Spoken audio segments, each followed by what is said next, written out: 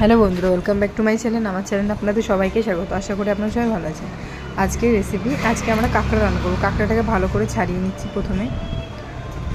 এই যে সব ছাড়াচ্ছি, জ্যান্ত কাঁকড়া, বেশ বড় বড়। এই যে ছাড়ানো হয়ে গেছে, হয়নি মানে হচ্ছে আর কি। এই যে কাঁকড়াগুলো ছাড়াচ্ছি, মানে কটা ছাড়ানো হয়েছে,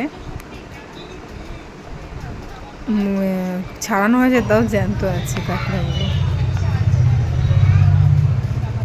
পরিষ্কার করে নিয়েছি একদম বেছে কুচে, একদম কমপ্লিটভাবে। আর এটা কাঁকড়ার ভিতরের গেলুটা।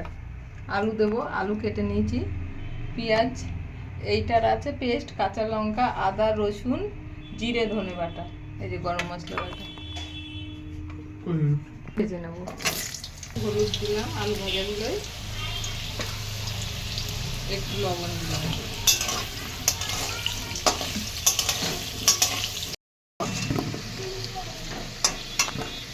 তেলে দুটো শুকনো লঙ্কা দিলাম ফোড়নে, একটু জিরে দিলাম, দুটো তেজপাতা দিলাম,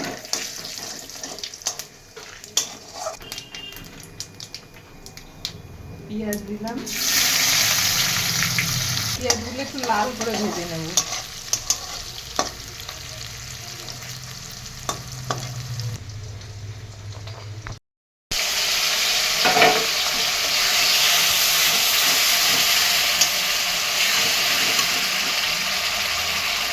বাটিটা দিয়ে অল্প জল দিলাম।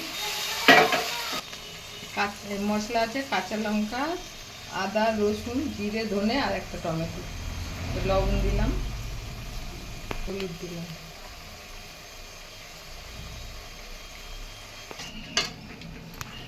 কাঁচা লঙ্কা দিয়েছি বলে একটু কাশ্মীর লঙ্কার গুঁড়ো দিলাম। এটা যদি শুকনো লঙ্কা দিতাম তাহলে আর কাশ্মীর লঙ্কার গুঁড়োটা দিতাম না। একটু চিনি দিলাম।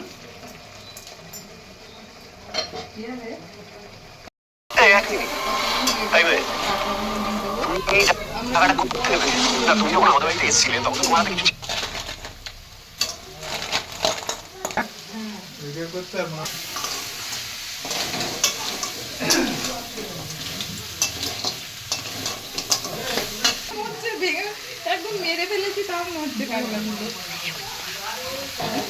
হ্যাঁ, কাঁকড়াগুলো এই দেখেন কি নড়ছে এখনো পর্যন্ত। একদম মেরে ফেলেছি তাও নড়ছে। এই যে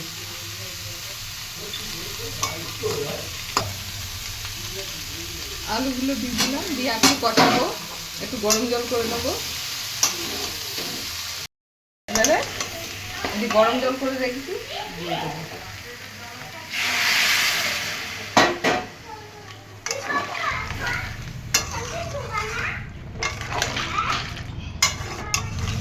আর একটুখানি জল দেবো।